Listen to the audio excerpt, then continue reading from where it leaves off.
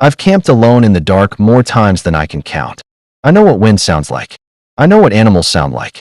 I know what your mind does when it starts to play tricks on you at 2 in the morning. This was none of that. And the part that really messes with me, even now, isn't the noises. It's the glove and the wheelbarrow, because there is no logical reason for either of those things to be where they were. This happened to me just a few days ago. I haven't slept properly since. Let me tell you exactly what went down. Before I get into this, I want to be upfront with you. I am a skeptic. 100%. I don't believe in ghosts. I don't believe in monsters. I think pretty much everything that seems supernatural has a totally natural explanation, even if we can't figure out what that explanation is right away. I say that because I need you to understand. I am not the type of person who spooks easily. I've camped alone in isolated woodland. Multiple times. By myself. No tent, just a fire and a sleeping bag. In the pitch dark. So when I tell you that me and my friend both ran out of those woods at 2 in the morning, 2 grown men, one of us built like a tank, the other over 6 feet tall, I need you to take that seriously. Because something in those woods was not right. Okay, so let me set the scene. Me and 2 of my friends decided to head out to some local woodland this past weekend. We used to do this a few years back, just get away from everything. No phones, no social media, no responsibilities. Just a fire, some cold beers, some food, and good conversation. Simple as that. We live in the UK, so the woodland is basically right on our doorstep. We didn't need to drive anywhere. We just walked into the trees. Now out of the 3 of us, I'm the most experienced outdoors person. I was carrying all the gear, camping equipment, a hand axe, a knife, cooking tools, all of it. My other friend, big guy, seriously strong, he had all the drinks. And the 3rd guy? He had the snacks and barbecue food. Light load, easy night. The plan was to head to a specific spot I'd used during COVID when I was camping on my own. I'd found this old rusty wheelbarrow out there and turned it into a makeshift fire pit. It sounds rough, but honestly, it was one of the best campsites I'd ever used. There was this really distinctive Y-shaped tree right next to it, and a flat, clear patch of ground in front, in a woodland full of thick bushes and uneven ground. This place was like a little hidden clearing. It was perfect. I knew exactly where it was. Or at least, I thought I did.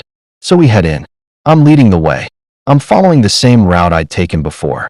And I just couldn't find it. We were looking for a Y-shaped tree in a flat clearing. That's not subtle. That's something you notice. And no matter how far we went, I couldn't locate it. Now the woodland isn't massive, but the light was going. It was creeping towards 6 p.m. and I didn't want us stumbling around in the dark before we'd even set up camp. So I gave up on the original spot. We found a decent enough place, nothing special, but flat enough to set up and get a fire going. We got the fire lit, cracked the first beers, and the night started to roll in. We'd all agreed to stay off our phones. Kept them on just in case of emergencies. But out there the signal was basically non-existent anyway. And that was fine. That was the whole point. Fast forward to around 11 p.m. We'd been out there a few hours. Good fire going, good chat. But our 3rd friend, the one carrying the snacks, he decided he didn't want to stay the night. Fair enough. Not everyone's into roughing it. He wanted to head home. Now I couldn't just let him wander out on his own. He didn't have his own headlamp. He'd been using one of mine the whole time. And honestly, the woodland isn't that easy to navigate in the dark, if you don't know it. So I told my other friend, the big guy, to stay by the fire, keep it roaring, and I'd escort the first guy out and come straight back. The fire would act like a beacon so I could find my way back. We walked out. Took a little while, but we made it. Came out a bit further from where we entered, but close enough to the road that my friend could go on alone from there. I watched him go, then turned back around. Just me and the dark now. So I'm heading back the way I'd just come. I know the direction. I figure I'm maybe halfway back to the fire. I can't see any flicker of flame yet. The trees are too thick, but I'm not worried. I know roughly where I'm going. And then I hear it. A male voice. Over to my left. It was like a beckoning sound. Like someone going, hey. That kind of thing. My first thought was, that sounds kind of like my friend by the fire. Maybe he got nervous being alone and started calling out for me. But something felt off. I don't know how to explain it. It just didn't sound quite right. I heard it again. Same direction. Now here's the thing. Every instinct in me said do not respond to that. I didn't shout back. I didn't flash my light toward it. I just kept moving forward, toward where I knew the fire should be. I kept clicking off my headlamp every so often, looking for the orange flicker of flames in the distance. And eventually, I saw it. Faint, but there. And then I saw a bright torch beam swinging toward me. And then the massive silhouette of my friend coming through the trees. He said my name the second he recognized me. I could hear it in his voice. He was shaken up. I said to him, "Were you just shouting?" He said no. But he'd heard something too. Laughing. From roughly the same direction. I'd heard the voice. I tried to keep it calm. Told him to relax. Look, we had an axe, a decent knife between us. He's built like a professional rugby player. I'm not exactly small either.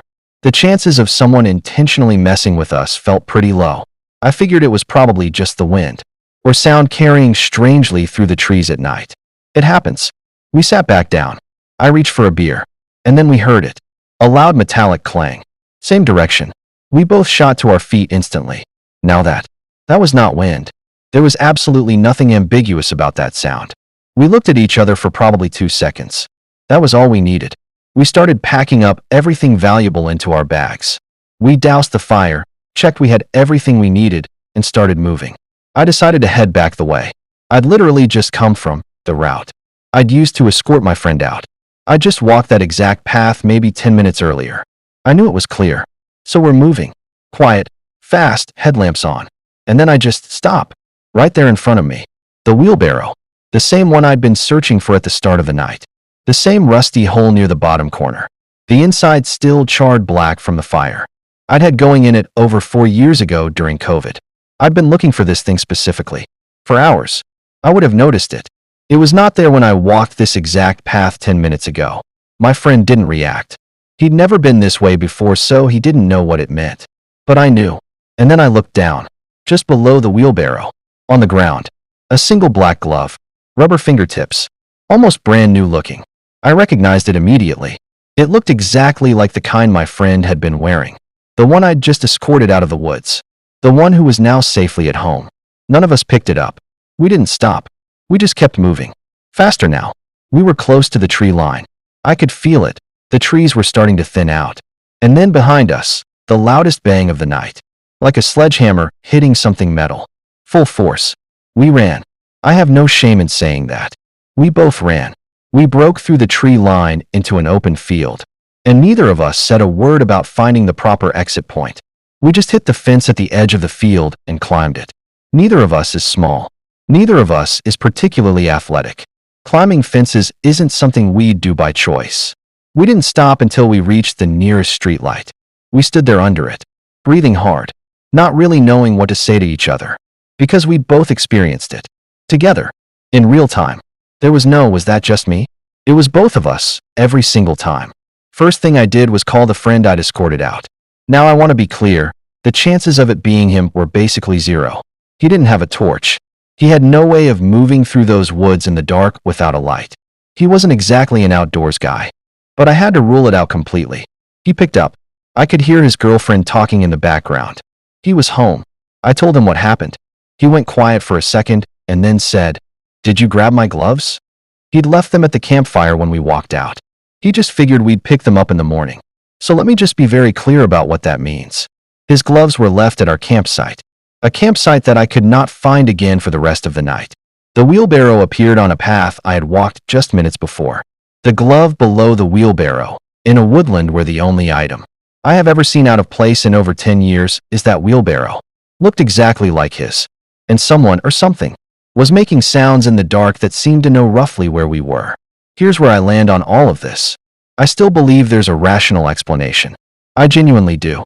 Could someone have been in those woods that night? Yes. Absolutely possible. Could they have been messing with us on purpose? Maybe. But think about it. If someone was moving around making those noises, they were doing it in near total darkness, through thick woodland, without any visible light source. And they were doing it quickly.